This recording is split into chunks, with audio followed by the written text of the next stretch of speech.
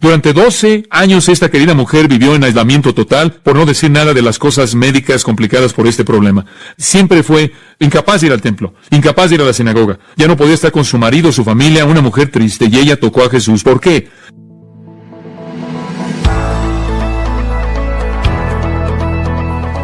Bienvenido una vez más a tu canal Hogar Estudio Cristiano. Una vez más, es algo asombroso, impresionante. He aquí una mujer enferma de flujo de sangre desde hacía 12 años. Se le acercó por detrás. Y no van a creer esto.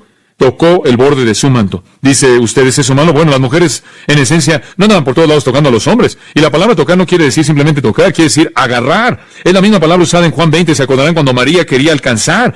Y dice que ella tocó a Jesús. Y él dijo, no me toques, todavía no he ascendido a mi Padre. Lo que estaba haciendo era aferrarse a él. Y él dijo, no puedes aferrarte a mí. Tengo que regresar al cielo y enviar al Espíritu Santo. No me puedes mantener aquí. Y esta mujer se aferró a él. Dice usted, bueno, ¿está mal eso? Bueno, tenía un problema, como puede ver. Ella tenía un problema de sangre. Ella había estado enferma de flujo de sangre desde hacía 12 años. Una niña de 12 años, una mujer con un problema de sangre por 12 años. Jairo tenía una pequeña niña. Le dio 12 años de rayos de sol. Y esta mujer había conocido 12 años de sombra. 12 años de risa, 12 años de lágrimas. Una interrupción que se convierte en una oportunidad. Ahora, ¿qué es lo que significa estar enferma con flujo de sangre? Bueno, en esencia, por 12 años, esta mujer no podía dejar de tener una hemorragia. Probablemente quizás debido a un tumor fibroso en el vientre. Algo que sería tratado fácilmente el día de hoy mediante una cirugía. Pero ella estaba perpetuamente inmunda, incapaz de lidiar con esto. Lucas dice que ella no podía ser curada, incurable. Marcos dice que ella pasó todo su dinero en doctores y era peor. Lucas no dijo eso porque era doctor. Pero desde el punto de vista judío, usted no podía imaginarse en algo peor que ser una mujer con un problema de sangre. Era humillante, más allá de cualquier otra cosa quizás, excepto por la lepra. Por ejemplo, era muy común en Palestina, este asunto de problema de sangre existía, y el Talmud, la codificación judía de la ley, dio 11 curas diferentes para esto, para que pudiera tratar. Algunas de ellas eran como tónicos y cosas herbales y astringentes, y no sé si eran eficaces o no, pero tenía usted que atravesar por todo esto, y muchas de ellas eran supersticiosas. Por ejemplo, le voy a dar solo un par de ilustraciones de las muchas. Una era que tenía que llevar las cenizas de un huevo de avestruz en una bolsa de lino en el verano y transferirlas a una bolsa de algodón en el invierno. Otra, la cual es peor, es que tenía que andar cargando en su persona, tenía que cargar cebada, que se había encontrado en el excremento de una asna blanca. Ahora eso realmente es extraño. Ahora, estas eran cosas algo supersticiosas que eran hechas para tratar de enfrentar este tipo de problema. Pero el horror de la enfermedad se debía a que, se decía en Levítico 15:25, escuche esto, esta es la ley de Dios dada a Israel: si una mujer tiene sangre, tiene hemorragia, tiene flujo de sangre muchos días fuera del tiempo de su separación, o van más allá del tiempo de su separación, todos los días de su flujo, de su inmundicia, serán como los días de su separación, será inmunda. Toda cama en donde ella se acueste todos los días de su flujo serán para ella como una cama de separación. Todo aquello sobre lo cual ella se siente será inmundo, como la inmundicia de su separación. Y todo aquel que toque estas cosas será inmundo, y tendrá que lavar su ropa y lavarse en agua, y será inmundo hasta la tarde. Entonces lo que Levítico dijo, esta es una mujer inmunda con un flujo de sangre. Toda cama que ella toque es inmunda. Todo aquello en lo que ella se siente es inmundo. Todo lo que ella vista, todo lo que se ponga es inmundo. Y toda persona que la toque es inmundo. Por lo tanto, ella fue excomunicada de la sinagoga. Ella era excomunicada de la sinagoga. Se divorciaba de ella su marido. Ella era excluida de toda relación humana. Durante 12 años esta querida mujer vivió en aislamiento total, por no decir nada de las cosas médicas complicadas por este problema.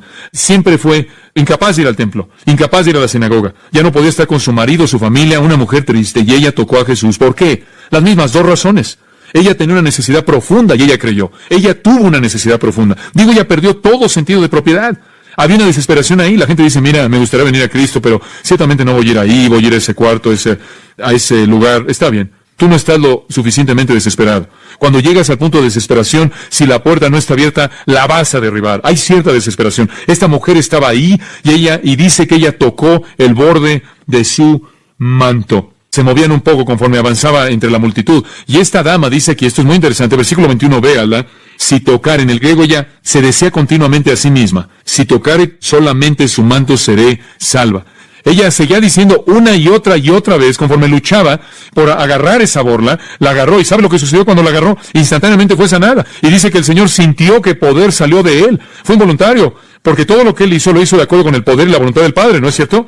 Ni siquiera estuvo involucrado en esto. Él dijo, ¿quién me tocó? Antes de que supiera en su humanidad quién, ella fue sanada. Si usted ve toda la información, la sanidad, la curación vino primero, instantáneamente, conforme ella se agarró. ¿Y sabe lo que sucedió? Esta multitud y está moviéndose a la casa de Jairo, y de pronto con esa mujer agarra esa borla, se congela la escena y todo sale de enfoque y solo ve a dos personas, la mujer y a Jesús. Y los otros evangelios nos dicen que él dijo, ¿quién me tocó? Y los discípulos dijeron, ¿estás bromeando? ¿Quién te tocó? La gente está apretándote por todos lados, velos por todos lados. Y él dijo, no, hubo alguien especial, sentí que salió poder de mí. ¿Quién fue? Ella tenía fe, ¿no es cierto? Ella dijo, si tan solo pudiera tocar eso. Dice usted, bueno, realmente no es algo perfecto, maduro. No, es casi como superstición, ¿no es cierto? Es casi como mágico. Bueno, dice usted, no, el Señor no va a responder a eso. Escuche, la fe, que es como un grano de mostaza, va a mover una montaña, un monte. El Señor va a tomar una fe inadecuada como la de el hombre, que ciertamente es egoísta. Y Él va a tomar una fe inadecuada como la de la mujer, que es algo supersticiosa.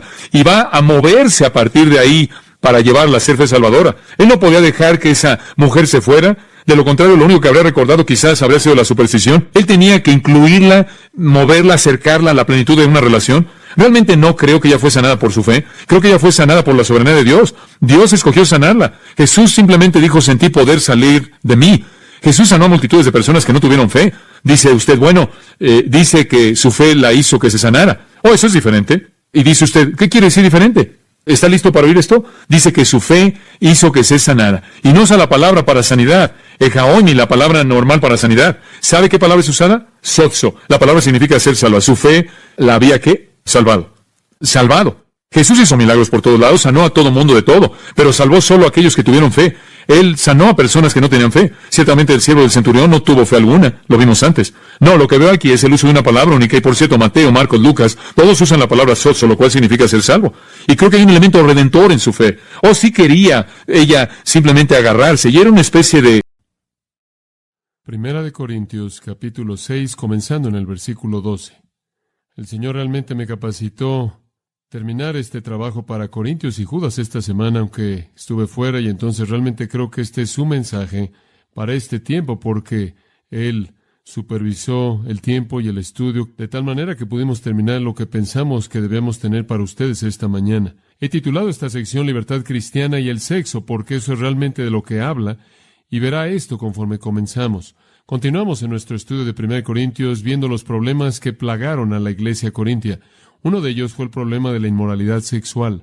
Ese es el que trata en 1 Corintios 6, 12 al 20, y lo veremos esta mañana. En este pasaje, él presenta la perspectiva del cristiano de la moralidad. Ahora, permítame decir desde el principio, me acuerdo cuando estuve hablando en Cal State Northridge una vez, en la clase del rabino Kramer, me pidió que hablara del tema de la moralidad cristiana, y él dijo, queremos que alguien venga y hable de la moralidad cristiana y lo defienda. Sabía que me estaba metiendo al foso de los leones porque nadie iba a aceptar un estándar moral cristiano en este mundo que no es cristiano. Entonces, al principio de la clase dije, ahora quiero comenzar con algo. Quiero decir que reconozco, antes de que empiece, que ninguno de ustedes va a estar de acuerdo con esto. Ninguno de ustedes va a aceptarlo. Y ninguno de ustedes va a pensar que esto es apropiado. Todos van a estar en desacuerdo de manera violenta conmigo. Y usted sabe lo que eso hace de manera inmediata. Todos están diciendo, ¿en serio? Usted los coloca en la defensa, ¿verdad? Ya están defendiendo el cristianismo y ni siquiera saben lo que es. Así son los alumnos de universidad. Entonces terminé y dije, la razón por la que ninguno de ustedes va a aceptar esta moralidad es porque no conocen al Señor Jesucristo, y debido a que no lo conocen, no tienen ninguna motivación para esto. Entonces inmediatamente un alumno levanta su mano y dice, ¿cómo conoces al Señor Jesucristo? Bien, podríamos comenzar ahí. Entonces pasamos unos 40 minutos hablando de eso y el rabino seguía diciendo, debemos regresar al tema. Nunca regresamos al tema, pero fue un gran tiempo. Digo esto simplemente para decir esto, a menos de que usted realmente conozca al Señor Jesucristo, a menos de que sea cristiano, a menos de que entienda usted lo que es vivir para Dios, este tipo de moralidad va a parecer algo así como raro, pero esto es lo que la Biblia enseña. Como puede ver, los corintios habían racionalizado su actividad sexual, así como la gente en la actualidad lo hace. Hay muchas personas que en el nombre de religión dice, todo está cubierto, estamos libres en la religión, el cristianismo nos ha libertado, entonces vamos a disfrutar de la vida. Y hay muchas otras personas, ¿no oye usted esto todo el tiempo?, que dicen, ¿cuál es el problema con el sexo? Solo es biología, ¿no es cierto? Únicamente somos animales.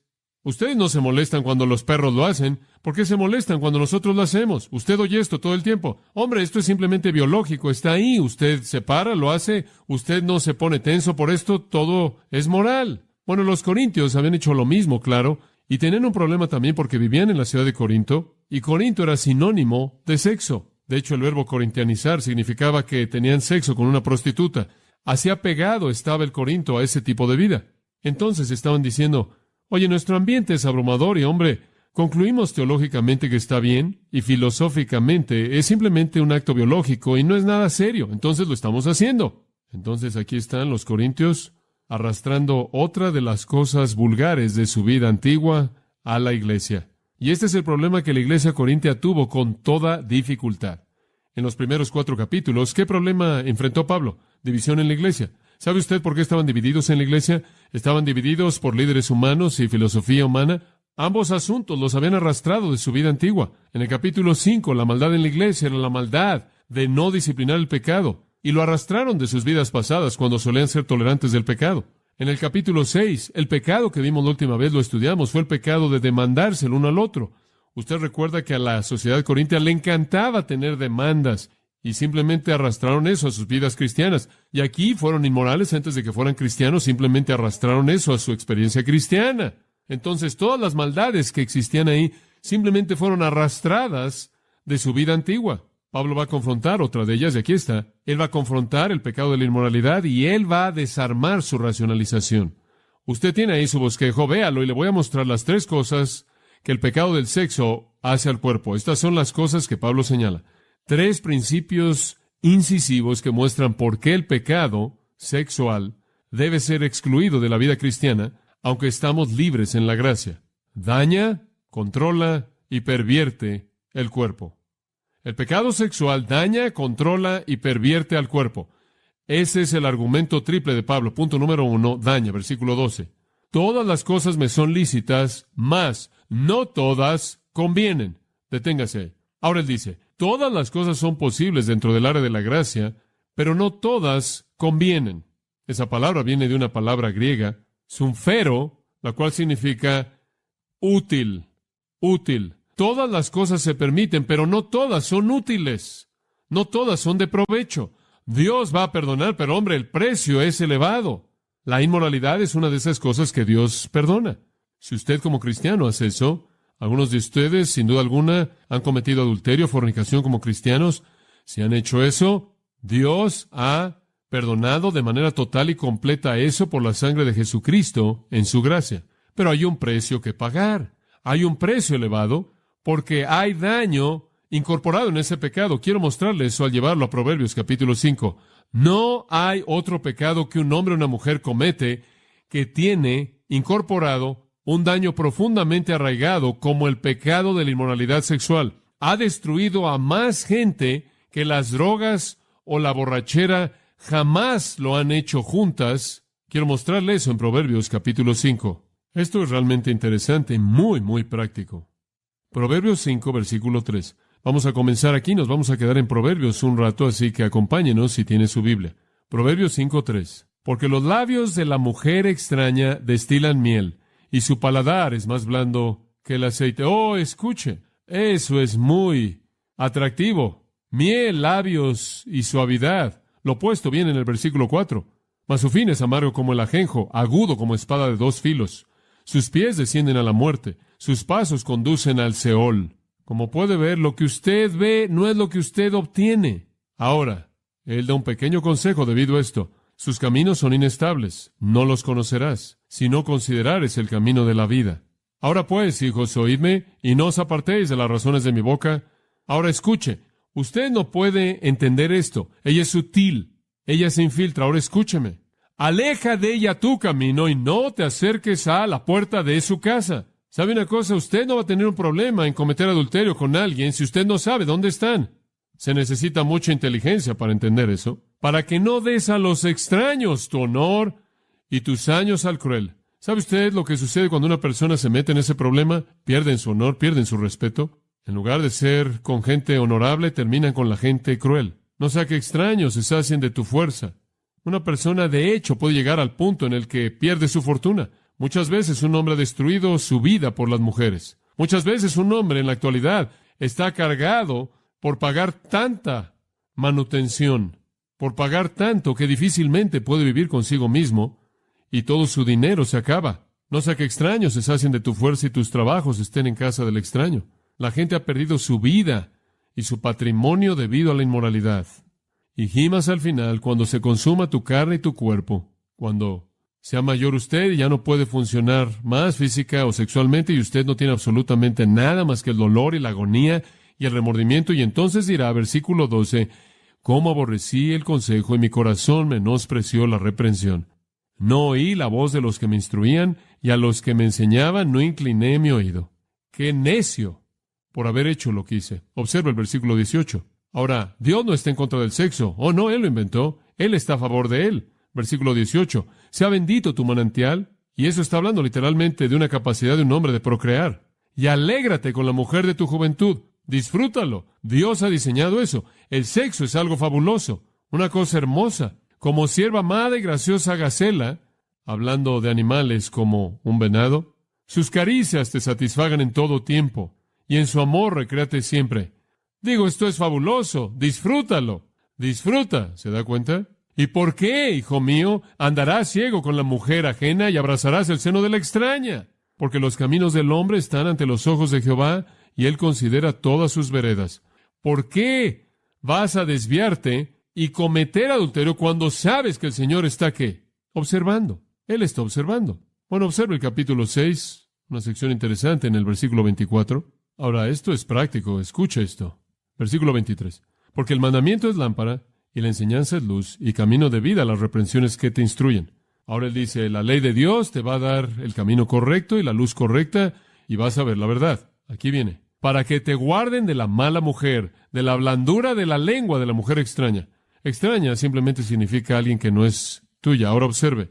No codicies su hermosura en tu corazón, ni ella te prenda con sus ojos. Oh, tienes que tener cuidado con esos ojos. Siempre el símbolo sexual. Usted sabe, con los ojos medio abiertos. Ni ella te prenda con sus ojos. Como puede ver, nada nuevo. Maybelline no ha cambiado nada. Ahora usted ve lo que sucede cuando esto ocurre en el versículo 26. Porque a causa de la mujer ramera el hombre es reducido en un bocado de pan. Algo tan elevado y alto y sublime como un hombre diseñado a la imagen de Dios es rebajado como si no fuera nada más que un pedazo de pan. Y la mujer caza la preciosa alma del varón. ¿Tomará el hombre fuego en sus senos sin que sus vestidos ardan? ¿Usted cree que usted va a cometer pecado sexual y salirse con la suya? Usted está equivocado. Usted no puede tomar fuego en sus senos sin quemarse la ropa. Eso es bastante claro. ¿Andará el hombre sobre brasas sin que sus pies se quemen? Versículo 28. Versículo 29. Así es el que se llega a la mujer de su prójimo. No quedará impune ninguno que la tocare. Versículo 32. Mas el que comete adulterio con una mujer es falto de entendimiento. Es torpe cometer adulterio. ¿Por qué? Porque corrompe su alma el que tal hace. Dios puede perdonar, pero eso no hace que sea correcto y no lo hace inteligente. Capítulo 7, versículo 5. Esto es interesante. Di a la sabiduría, tú eres mi hermana, y a la inteligencia llama parienta, para que te guarden de la mujer ajena y de la extraña que ablanda sus palabras. Ahora él da una ilustración. Porque mirando yo por la ventana de mi casa, por mi celosía, él ve por la ventana de su casa, Salomón, vi entre los simples, consideré entre los jóvenes a un joven falto de entendimiento, un joven torpe. El mundo está lleno de ellos, simplemente llenos. Le voy a mostrar por qué son torpes.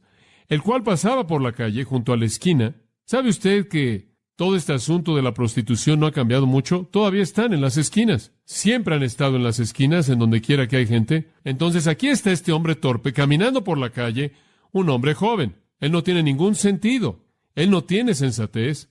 Él no tiene sabiduría y entonces cree que esta es la manera en la que debe vivir. Él se acerca a la esquina de ella e iba camino a la casa de ella. A la tarde del día, cuando ya oscurecía. ¿No es siempre así? En la oscuridad. Cuando aquí una mujer le sale al encuentro. con atavío de ramera y astuta de corazón. Así es normalmente como es. Usted puede identificarlas por la manera en la que se vestían en esos días, inclusive en la actualidad. Astuta de corazón, alborotadora y rencillosa. Sus pies no pueden estar en casa, siempre está afuera, causando problemas. Unas veces está en la calle, otras veces en las plazas, acechando por todas las esquinas. Versículo 13. Se asió de él y le besó. Eso es lo que es conocido como la estrategia directa. Con semblante descarado le dijo, sacrificios de paz había prometido. Hoy he pagado mis votos, mi religión está cubierta. Hay que quitar ese estorbo. Por tanto, he salido a encontrarte, buscando diligentemente tu rostro, y te he hallado. Aquí está poniéndose algo pesado. He adornado mi cama con colchas recamadas con cordoncillo de Egipto. He perfumado mi cámara con mirra, aloes y canela. Ven, embriaguémonos de amores hasta la mañana, alegrémonos en amores. Todo se oye maravilloso, ¿no es cierto? Se oye muy atractivo y tentador. La realidad del asunto está en el versículo 19. Su marido no está en casa. Se ha ido en un largo viaje. La bolsa de dinero llevó en su mano. En otras palabras, va a hacer negocios. El día señalado volverá a su casa. Ahora este es un niño torpe, ¿se acuerda? Lo rindió con la suavidad de o el poder de algo. Realmente significa ser esclavizado. No ser esclavizado, y no hay algo más esclavizante que la maldad sexual. Esto quiere sujetar, y lo hace. ¿Sabe usted? En la actividad sexual hay cierta progresión que esclaviza. Puedo mirar atrás simplemente a la primera vez en la que alguna vez tuve algún tipo de relación con una niña, y me acuerdo que quería agarrarle la mano. Pensé, es tiempo para que yo progrese, y después de todo, es mi tercer año en la universidad. No, realmente no. Pero bueno, estaba esta niña que me gustaba, y me acuerdo como niño, nunca he olvidado esto, pero quería agarrarle la mano a la niña. Me tomó como una hora tener la suficiente fuerza para hacerlo, y finalmente le tomé la mano, y estoy seguro que le rompí sus nudillos. Fue así como que, usted sabe. Y le tomé la mano por un rato, y hombre, usted sabe, wow, las cosas estaban, wow, usted sabe, había relámpagos en mi cabeza y todo. Entonces, después de un rato, teníamos las manos sudadas, y no fue mucho. Entonces pensé, bueno, tiene que haber más en la vida que esto. Y usted sabe, hubo una progresión. Usted desea tocar y coloca su brazo. Nunca olvidaré la primera vez que besé a una niña. Usted sabe, simplemente campanas y todo. Usted se remonta a esa primera experiencia. De pronto usted se da cuenta de que usted está en una trampa, hombre, y está atrapado en este asunto. ¿Y a dónde va a ir usted? Usted simplemente avanza y dice, así es como el asunto sexual opera. Se convierte en algo esclavizante. Inclusive la gente que llega hasta el final todo el tiempo siempre está buscando la gratificación completa, la cual nunca encuentran. Pero se vuelven esclavos a esto. Aquí estaban los cristianos corintios, en el nombre de libertad, perdiendo su libertad y volviéndose esclavos. En el nombre de libertad cristiana se han convertido esclavos a sus propios deseos. Pablo dice en 1 de Tesalonicenses capítulo 4, pues la voluntad de Dios es vuestra santificación, que os apartéis de fornicación, de pecado sexual. El siguiente versículo dice, que cada uno de vosotros sepa poseer su vaso en santificación y honor. La palabra vaso significa cuerpo. Cada uno de ustedes debe saber cómo poseer su cuerpo. Que sepáis cómo poseer su cuerpo. Si usted se va a mantener alejado del pecado sexual, 1 Tesalonicenses 4:3 dice, entonces versículo 4 dice que usted tiene que controlar su cuerpo, tiene que controlar su carne. En Romanos 8:13 Pablo lo dijo de esta manera. Él dijo, maten la carne, haced morir la carne, dominen la carne, adquieran control. Usted puede meterse en una situación en la que usted no esté en control en absoluto. ¡Wow! Usted ha perdido el control. Usted llega al punto en el que usted se vuelve víctima de su deseo. Manténlo en control, Pablo dice. Posee tu vaso. Controla tu cuerpo para que no te vuelvas esclavo.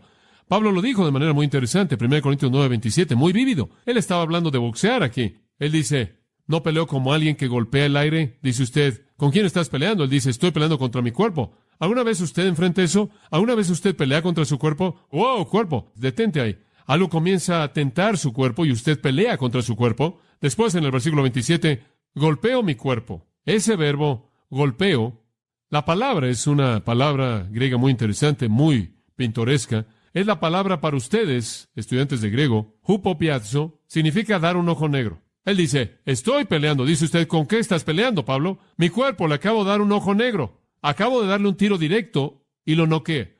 Tengo que golpear mi cuerpo y ponerlo en servidumbre. ¿Por qué? Porque inclusive como predicador podría convertirme en un ¿qué? Descalificado. Hay muchas personas descalificadas, ¿no es cierto? A nuestro alrededor. Muchas personas que una vez nombraron el nombre de Cristo. Algunos que llegaron a predicar en un momento y debido a que no le dieron a su cuerpo un ojo negro y su lujuria corrió con ellos y pecaron y se han convertido en personas que están descalificadas de ser usados por Dios. El pecado es algo esclavizante y particularmente este pecado de la lujuria se convierte en una pasión contundente, dominante y los hombres son llevados cautivos. Todo pecado tiene un elemento progresivo. Usted lee en el Salmo 1:1, por ejemplo, que bienaventurado es el hombre que no anduvo en consejo de malos, ni anduvo en camino de pecadores, ni en silla de escarnecedores se ha sentado, y usted ve la progresión del pecado. Primero él está caminando, después él está de pie, y finalmente él está, ¿qué? Sentándose. Esa es la progresión del pecado. Usted juega en las orillas, usted se involucra, y usted queda atrapado. Santiago 1 habla de que la concupiscencia concibe y da luz al pecado, y después el pecado concibe y da luz a la muerte. Hay una progresión continua. En 2 Timoteo 3:3 se habla de que los hombres malos irán de mal en peor y en peor. Pablo dice, sí, todas las cosas son lícitas, pero haces eso y te va a esclavizar.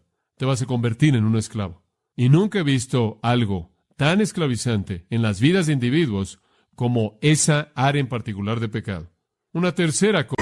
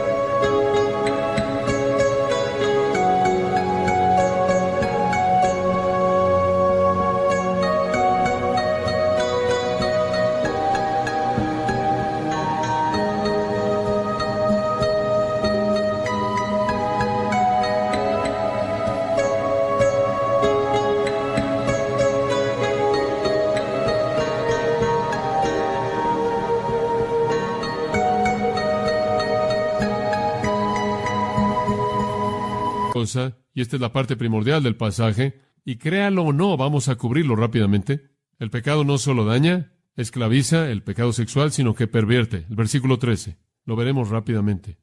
Y él da 3 propósitos distintivos y diseños para nuestros cuerpos que son pervertidos por el pecado sexual. Las viandas para el vientre, versículo 13, y el vientre para las viandas. Esa era su pequeña afirmación. Él dice, espera un momento, pero tanto al uno como a las otras destruirá Dios. Usted no puede decir, bueno, mira, el cuerpo es para el alimento y el alimento para el cuerpo y el sexo es para el cuerpo y el cuerpo es para el sexo. Eso es lo único que hay ahí, es simplemente biológico. Usted no puede decir eso porque Dios va a destruir el alimento y Dios va a destruir a los estómagos.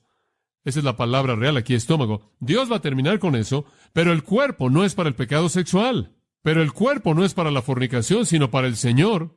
Y el Señor para el cuerpo. Y el Señor es para el cuerpo y se lo voy a probar. Porque Dios que levantó al Señor, también que a nosotros nos levantará con su poder. ¿Sabe usted por qué su cuerpo es diferente? Porque su cuerpo algún día va a ser, ¿qué? Resucitado. Su cuerpo no es nada más algo temporal. Va a venir un tiempo en este mundo cuando vamos a ser resucitados, el rapto simplemente va a ser así. De la tumba, los cuerpos van a ser sacados de la tumba, y usted dice, ¿qué tal si no queda nada? Ese no es un problema para Dios. Él simplemente hace que se vuelvan a unir. Vamos a estar en el cielo en cuerpos literales. Entonces Él está diciendo, mira, el alimento, eso es comer, lo necesario para comer, los procesos digestivos del estómago, todo eso va a cesar. Dios va a acabar con todo eso, pero el cuerpo, ustedes, el hombre total, incorporado en esa carne, eso va a ser glorificado y transformado para el cielo. Entonces no piensen que la biología de comer es igual a lo que haces con tu cuerpo en términos de su unión. Hay una gran diferencia. Él da 3 propósitos distintos. En primer lugar, Él dice, su cuerpo es para el Señor, versículo 13, es para el Señor. Comer es una función natural, pero el sexo es mucho más que una función natural. El sexo, escucha esto, es una unión espiritual, trasciende lo biológico. C.S. Lewis dice en las cartas a Screwtape Cada vez que un hombre y una mujer entran en una relación sexual, un vínculo espiritual es establecido entre ellos, el cual debe ser eternamente disfrutado o eternamente soportado. Dios dice, voy a destruir estómagos y voy a destruir alimentos, pero los cuerpos, la Biblia nunca dice que Dios va a destruir eternamente el cuerpo. Ese cuerpo va a ser glorificado, el cuerpo de un cristiano va a pasar su eternidad con Jesús.